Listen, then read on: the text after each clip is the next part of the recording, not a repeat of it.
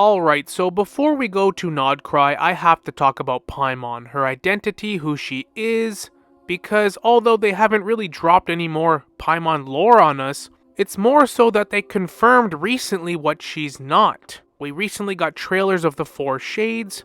We know so much more about the dragons now, the moons, from Nodcry, its trailers, and the 5.8 Archon quest. So for me, it's more so process of elimination has really narrowed it down what Paimon can actually be. And although I can't say for sure, I am ridiculously confident I know who and what Paimon officially is now. Especially after 5.8 Archon quest, I have a very good feeling, and it actually brings me back to one of my first videos on this channel. A video that I brought over from my old channel. It feels like we've really gone full circle here. And although I have a good feeling I know who and what Paimon is, I don't think it's what it seems. There's more than meets the eye here. You're probably thinking, do I think Paimon is the Heavenly Principles? No. No, I don't. I think Paimon, and this probably won't be a shocker to most people watching this video, is Faunus, the primordial one. Now, this game in its history refers to multiple characters as primordial beings. Nibelung himself, the Dragon King, the original primordial being of Teyvat that we know of, is considered a primordial being. Faunus, the primordial one that was said to have reshaped Teyvat, defeated but not killed the dragons, and created the Four Shades in its own image, is a different primordial being, more so for the humans that started inhabiting Teyvat once they defeated the dragons, and had its Four Shades of life, death, time, and space shaped Teyvat so that it was inhabitable for humans. Now, Paimon being the primordial one is a theory that I've had since Enkanomiya dropped. But what really held it back was the possibility and connections that Paimon could be one of the Moon Sisters. That is now debunked. The three moon goddesses were said to now be created by Nibelung. They were gods that presided in the heavens in the Lunar Palace during the Dragon King's reign, which is why in 5.8, they refer to them as traitors. The traitor moons are traitor moon gods. When we learned about Anefa being one of the dragon lords, and all the dragon lords like Ahau, all being machines or AI created by the dragons because the dragons were incredibly advanced. Them even teasing a Nodcry currently them bringing down the moon. The Moon Sisters were created by Nibelung to govern the world in his stead while he traveled the world beyond the skies. During his absence, shadows poured over the skies. Shukatl, the Pyro Sovereign, visited the moons in hopes of picking up Nibelung's trail, but only ever received silence from each of them. It is unclear if they purposely did not speak or couldn't. After the Heavenly Principles overthrew the Seven Sovereigns, the Moon Sisters were put under their control, something the dragon race saw as a betrayal. And again, this is why in Nodcry, dragons play a big part in this whole moon saga, with the Fatui and Sandrone doing research on the moons and dragon technology. So I think it's safe to assume that Paimon is not one of these three Moon Sisters around during the era of the dragons, considering the moons are all now dead or dormant, and Paimon is clearly not. The only theory now that still has merit that could debunk the primordial one is Paimon being the shade of space Asmodee. And this is a theory that I've even speculated on because it does have its merits and it does have credibility, but when the chips are down, do I think Paimon is the shade of space? Honestly, no. But there is a resemblance, and that's the point. Paimon has a specific resemblance with all four shades. Something else we've recently learned, and I mean recently, is what the shades actually look like. All four shades are a part of the primordial one, Faunus, and they all have similar traits to Paimon. Paimon clearly has a lot of references to Celestia, but not just references, like, she has the most Omega references. She doesn't look like she's from Celestia. She looks like she's the one from Celestia. Paimon's design, her sleeves, her coloration, her cape with the constellations and the stars on it, her crown, the Primogem on her head. Every little thing from the loading screen, the references to the four shades and their designs all take aspects from Paimon. Paimon's coloration, her design, the fact that she's wearing a crown, and not just any crown, it's the crown from the logo of the game. The artifacts represent the 4 shades and the primordial one. The primordial one is obviously the crown artifact. We've known this for years now. And not just that, Genshin Impact stands for Original God. And to boot, the entire name, the Primordial One, shortened up kinda sounds like Paimon. Paimon. You can even spell Paimon from Primordial One. And Paimon is one of the main demons of the Lesser Key of Solomon, which the Shades and the Archons are based off of. Now, obviously, there's more than one primordial being in Teyvat, referenced in the new Nodcry trailer talking about the moons. This is obviously referring to Nibelung. In that era, there was no boundary between life and death. Willpower flowed freely among countless beings.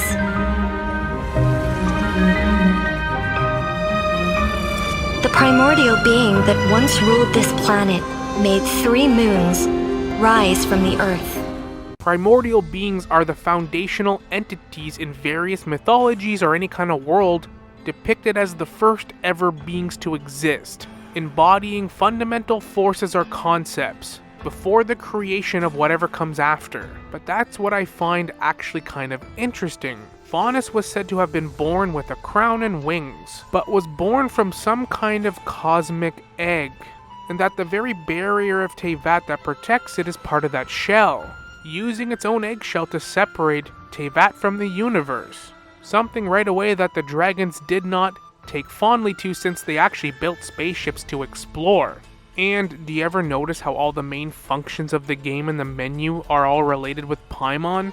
Like Paimon's shop, the Primo Gem, the thing you use to summon characters from outside the false sky. The word Primo Gem, the main currency of Genshin Impact, translates into primordial stone, shining with the hopes and dreams of the universe that once was. Now, something we've seen in-game proven already is that when a god expels a lot of their energy, especially when fighting the Abyss or Forbidden Knowledge, like we saw in Sumeru with Nahida, a god can expel their powers and be shrunken down in a more weakened, smaller state, which Paimon clearly looks like she is, not even close to her full power or her full size or true form, with no memory of what or who she is. And we know this primordial being would have fought the Abyss at least once during the War of Vengeance, and this would have absolutely weakened Faunus, without a doubt. I can honestly sit here and comfortably say I'm 99.9% sure that Paimon has to be Faunus or some incredibly important celestial being, but I don't know what other celestial being she could be, because all the other ones that made sense for Paimon I talked about at the beginning of the video. For those of you that have been playing the game since it dropped, or shortly after that, Paimon being the god of time Istroth was a common theory, the Shade of Space obviously was a common one, the Unknown God, the Heavenly Principles obviously, one of the Moon Sisters. Being one of the Moon Sisters is probably one of the more popular ones that's been kicking around for years now, but now, many years later, after everything we've learned and everything we know now, it really does narrow it down. Who on earth could Paimon actually be? Based off all the references I've just said, the primordial one was even known as a benevolent god to humanity. Paimon has the demon name. All the references in the world linking her to Celestia in a big way. All the 4 shades have characteristics that resemble Paimon. There couldn't be more references to this if you tried. But does that mean Paimon is the Heavenly Principles? Well, that's what's interesting. Maybe. But maybe not. Because the Heavenly Principles, I don't think is a person or an entity at all. I think the Heavenly Principles is just that. Principles.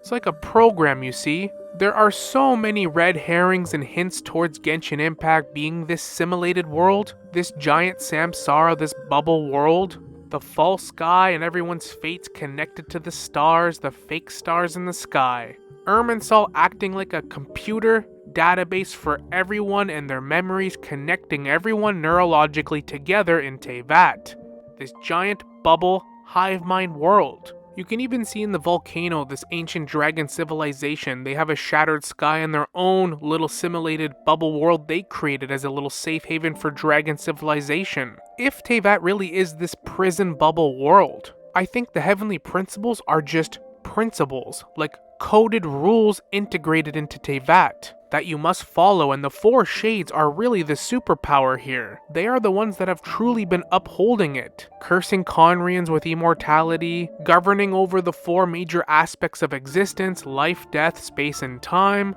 And the heavenly principles themselves are just divine laws and governance that make up the fundamental rules and principles that Celestia has deemed for Teyvat. A source of Celestia's power and authority dictating how the world is maintained and how deviations and people that veer off this path are dealt with. The four shades in their entirety could be just a makeup of the heavenly principles. They represent the heavenly principles, but the four shades are scared of the heavenly principles because I don't even think they know exactly who or what it is. That's the interesting part, but that's where Paimon, or the primordial one, comes into play. Paimon always kind of struck me as more of an admin than the supreme ruler that was cruel. I think Faunus was meant to be the ultimate shade, like the original admin of the heavenly principles. And then the four shades are an extension of Paimon. As for what happened to Paimon if she is Faunus, well, it's actually kind of hard to say for sure. They say Faunus was born from an egg, and the dragons were very advanced civilization.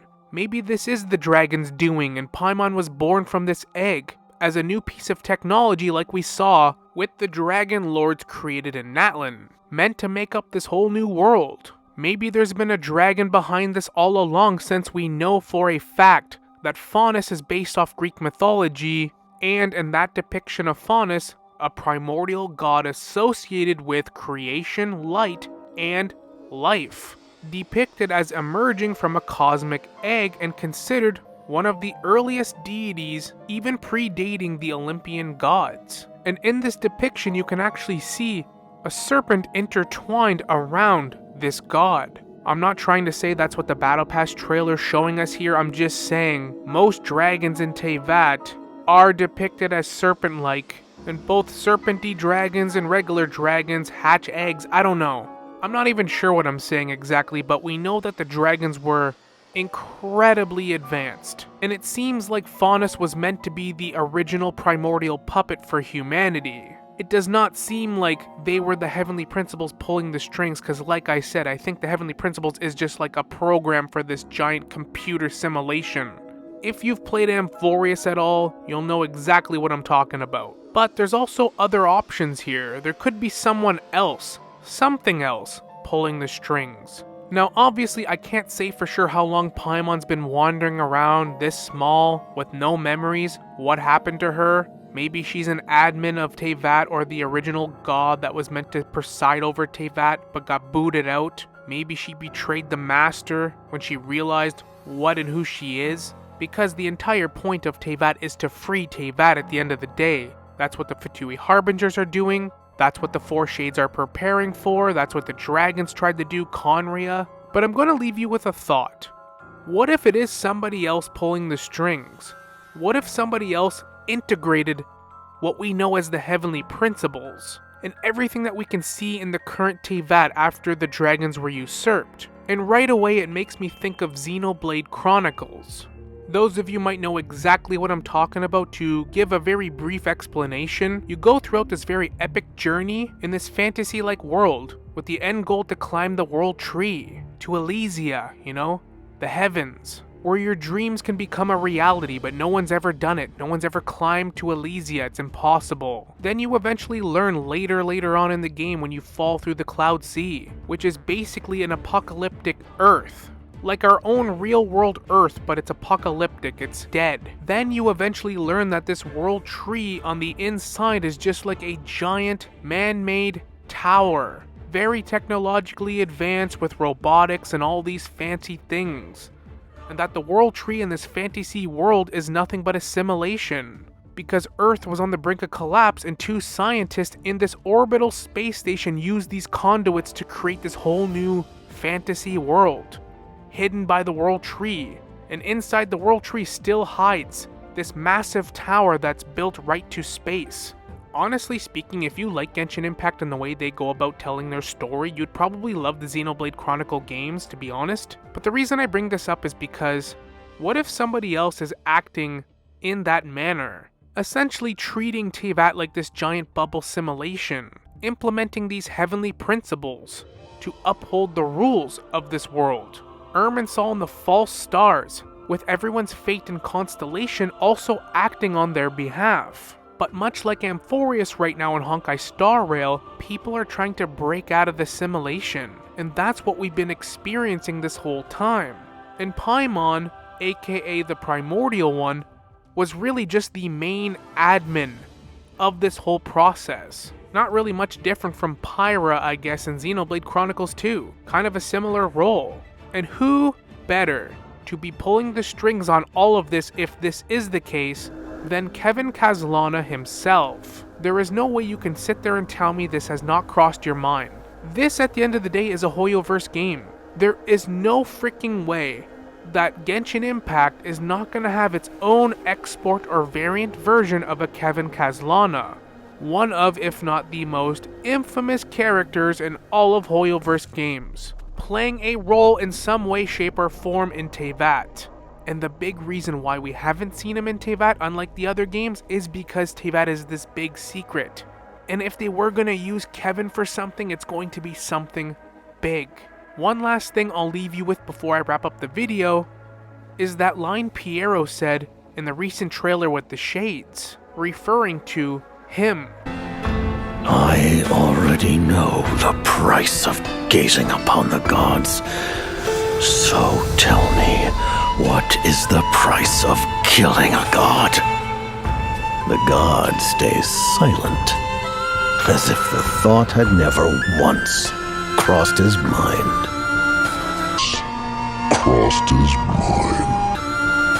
To all those who dare not look up to the heavens, Her Majesty the Tsaritsa says this. Behold, even the gods have their limits. Who on earth is Pierro referring to? What does he know that we don't? He refers to a very mysterious him while pointing to Celestia. It really has to make you wonder when and if a Kevin variant is going to show up in Teyvat, since we get variants of all the characters eventually in Genshin Impact. But hey, that's just a theory. A game theory. I'm sorry, I've always wanted to do that since MatPat was my inspiration for making YouTube content. So overall, I can say that I'm pretty confident I know who and what Paimon is, but as for Faunus' origins, how it ties into the dragons, and the whole deal with the heavenly principles, that we don't know for sure. Hoyoverse is going to keep us guessing about Paimon right up until the very end. At the very least, I'm just happy we're narrowing down who Paimon actually is. You just simply don't get to be the mascot of the game, have your crown on the Genshin Impact logo, and your entire design look like the loading screen of Teyvat without being an incredibly important character. That's all I'm saying. That's gonna wrap up the video though. Let me know your thoughts in the comments. Do you think Paimon is the Primordial One? Or do you have a different theory on who you think she is? If she is the Primordial One, do you think her origins connect to the dragons? Do you think they're behind this the whole time? Do you think the dragons betrayed Nibelung all along? Or do you think it's something else entirely? I look forward to reading your comments, but thank you so much for watching. I hope you enjoyed the video. Like and subscribe if you'd like to see more content like this, and as always, we will see you all in the next one. Later.